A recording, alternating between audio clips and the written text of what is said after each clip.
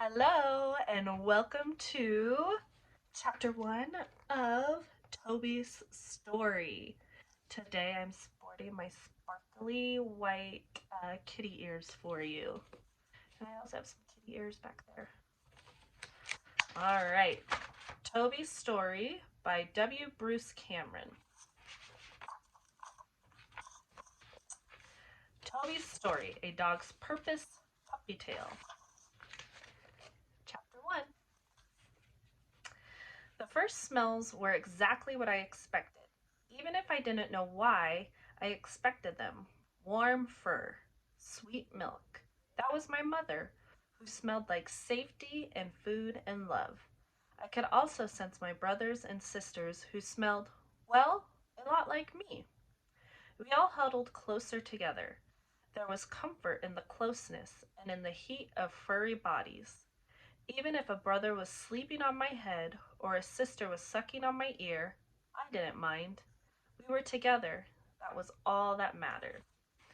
But even then, there was another smell. Sometimes I would lift my head as far up as my weak little neck could get it and twitch my nose, and there it would be. It was a smell of fresh moving air. It was a smell of green things that were full of life. It was a smell that made me want to know more about it. But I had to get bigger and stronger before I was ready to find out what the other smell might be. In a few days, my eyes blinked open for the first time. I saw a great big head with soft brown fur and a white blaze down the nose. Dark eyes looked at me fondly, and a wet tongue came out and licked me all over from nose to tail. In a few swipes, that was my mother. I loved her. She was wonderful. When I looked away from my mother, I saw puppies all around me. Their fur was brown and black in splotches. My mother licked them too, and we all wiggled forward to get a turn at her delicious milk. Then we fell asleep. Being awake was hard work.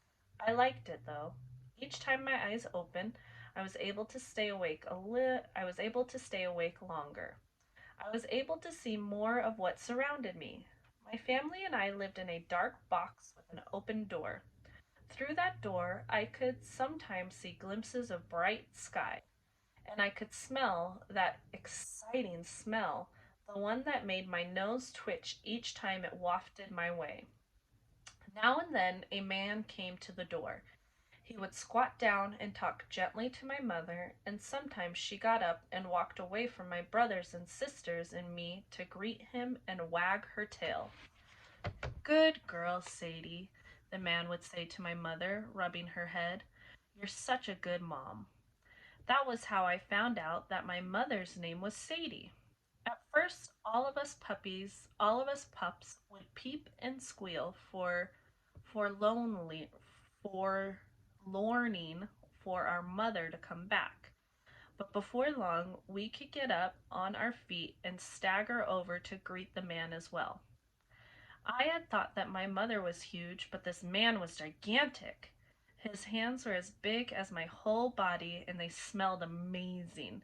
I could not stop sniffing and licking them. I picked up smells of other animals, and sometime in something deep and rich and mysterious, and more of that fabulous fresh odor that I love so much. Where did all these smells come from? From outside the door, I was sure. I was determined to find out. As soon as my legs were strong enough, I lurched out the door. Both of my brothers and all three of my sisters piled out after me. Two sisters bumped into my tail and tipped me forward onto my nose.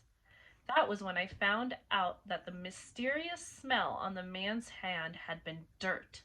The stuff was now all over my face. It was superb. I loved it. I sniffed hard, licked my mouth, and realized that the dirt does not taste as good as it smells. Oh well. I wobbled back up and looked around. Later, I learned that the place I was seeing for the first time was called the ranch. To me, at that moment, it was outside. Outside was big and very interesting. I turned my head. this way and that, taking in sights and sounds and smells all around me. We were in a space closed in on all sides by fences made of wire. Inside our space was dirt and grass and bowls with water. One of my sisters had already fallen into one of the bowls. Inside the space also was the little shed where my brothers and sisters and I had been born. Outside of the wire, I could see more dirt and more grass. Far away was another pen with very big, long legged dogs inside it. One of them actually had a person riding on its back. Astonishing! Through the wire also came the scent that I had always longed to know more about. It was the scent of fresh air moving fast enough to ruffle my fur and make my ears sway. It carried other odors along with it. The green, living smell I had already noticed, along with the smells of other animals' fur, breath, sweat, dung, and urine. But there was something about the air, that sweet, warm air that made me want to run. So I did. I raced around the pen as fast as my short legs could take me. As soon as my brothers and sisters saw me running, they yipped with excitement and chased after me, dashing forward, stumbling, falling down, getting back up. Our tongues hung out and our tails wagged madly. Pretty soon there was no way to tell if they were chasing me or if I was chasing them. But it was all so marvelous I didn't care. Running. I loved running. It was wonderful. In time, we were so exhausted that we all had to fall in a heap and take a nap. But after that, we all burst out of our house every chance we got and ran as much as we could. The man came to see us often in the pen. I found out that his name was Walt, and after a while I realized that he lived in a very large shed of his own, a house people called it, nearby. He would come out of that building every morning and head right for us. He had a power that astounded me. He could cause a section of the fence to swing wide open, letting him walk right into our pen. No matter how hard I tried, I could never figure out a way to do that myself. This puppy's really cute. Walt would step through the fence, sit on the ground, and talk to my mother, Sadie. She'd lick his face and sniff his clothes before hurrying back to check on us. Walt would stay sitting on the ground, and my brothers and sisters and I always raced over to him. We piled into his lap and gnawed on his shirt and licked his fingers while he laughed. Once his hands caught me and held me belly up for a few moments while I wiggled indignantly. Indignantly? It was not comfortable. Plus, I could not snuggle into his shirt while he held me like that. Walt chuckled and turned me back over. He held me up close to his face. I licked his nose and his chin and as much of his cheeks as I could reach. Oh boy, he said with a chuckle. Toby, I think you're going to be Toby. He set me down on the dirt again, but I clambered back up onto his lap while he picked up one of my sisters the same way he'd pick me up. I wasn't fooled, though. I knew I was his favorite. Tabitha, he said, putting his sister down. I seized hold of his shirt between my teeth and wrestled with it while he picked up more puppies. My other two sisters were named Tamara and Tess. My brothers became Titus and Timothy. See, you hear that alliteration right there? We have Toby, Tabitha, Tamara, Tess, Titus, and Timothy. It's a lot of Tess. I didn't It didn't matter what we were called. What mattered was that we were together and that we could run every day, smelling the remarkable fresh fragrance that made my tail wag so madly it just about knocked me over into the dirt. I loved that smell so much that after Walt left, I pressed my nose into a corner of our pen and stood there sniffing as hard as I could. The fence sagged a little under my weight, and that's when I noticed a gap between a post and the wire attached to it. I pushed my nose into the gap. I pushed my nose into that gap. It opened a little wider. My whole head followed my nose. I shoved with my back legs and scrabbled with my front claws. And then I was through. I was outside the fence. I was doing Walt's trick. My brothers and sisters, Tabitha, Tamara, Tess, Titus, and Timothy, came racing over to see what had happened. It only took them a few moments to wiggle through the fence as well. Our mother came to the gap and put her nose through, but she was too big to fit. She barked impatiently, warning us to come back. But we couldn't return to the pen. There was so much running to be done. I dashed this way and that across the thick grass that was tall enough to tickle my belly. Dandelions batted my head, and a long, skinny bug with powerful legs sprang up right in front of my nose. I stopped and sat down hard, and Tess crashed into me. I barked up I barked at the bug as it whirled away into the grass. I chased it, and Tess chased me. Chasing things was the best. I couldn't find the bug again, but it didn't matter that much because I was suddenly brought up against another pen with a wire fence like ours. There were no puppies inside this fence. However, something different was in there.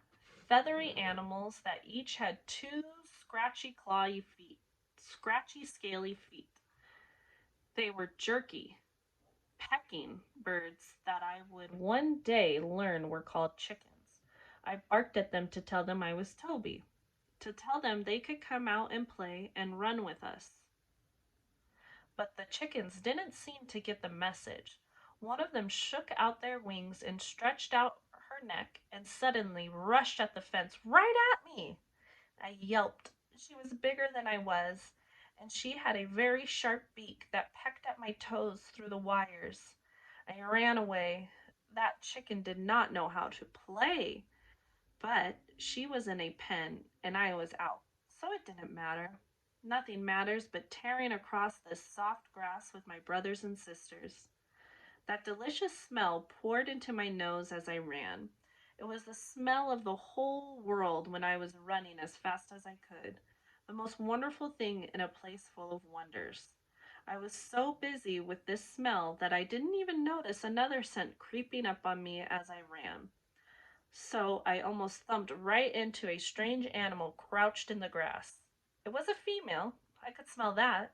It had wide yellow eyes that stared at me, and it narrowed them as I got close. It looked interesting. My brother Timothy was right behind me, and he liked this new animal too. I think he noticed just as I did the way her back legs were bunched underneath her and the way the muscles all along her back were tight. She was ready to jump, to spring away. That meant we could chase her. I slowed down, step by step, and went closer to this new animal. Timothy was right beside me. Any moment now, she was going to run away. I just knew it. Another step closer, another. The animal had triangular ears that stood up straight on her head. But when I took another step, she put those ears back, flat against her skull, and opened her mouth. I thought she was about to bark, but instead she let out a strange, threatening hiss. Her tiny teeth looked sharp. It was such a confusing sound. I stopped, trying to figure out what she meant. Timothy didn't stop, though. He kept going. Another step, another. The animal's fur fluffed up on her back, making her look suddenly bigger. I began to think that Timothy might not have the right idea here. Suddenly, the animal let out a screech that hurt my ears. Then she did something truly surprising. She didn't run away. She didn't let us chase her. Instead, she shot out a paw and batted Timothy hard in the nose. He was so surprised he fell over. I hurried to his side and sat on him. It just seemed like the right thing to do. He wiggled out from under me and chewed on my leg, and when we both looked up, the animal was calmly licking the paw that she used to swat Timothy. She clearly had no idea how to play. We decided to punish her by ignoring her. I chased Timothy back towards the chickens, and he turned around and chased me back toward the pen. Walt was waiting there, and he scooped me up in his big hands. Escape artist, huh? He asked me, and he plopped me back inside the pen. Timothy trotted, and a few seconds later, my other litter mates were already there, curled up with our mother for some dinner. And I guess you learned to leave the cat alone. I barreled over to join my family. I loved my mother's milk as much as I loved running through the grass with the wind smell in my nose. I loved discovering the chickens and the other animals. I loved falling asleep in a warm pile with a brother on either side of me and a sister's head in the middle of my back. I loved everything except the cat. Oh, those puppies sound so cute. Okay, I'm excited to hear chapter 2. So this took me 15 minutes to read. So I would say it might take you about 30 minutes to finish a whole chapter. So I can't wait to hear it from you. I need to see what these puppies get into next.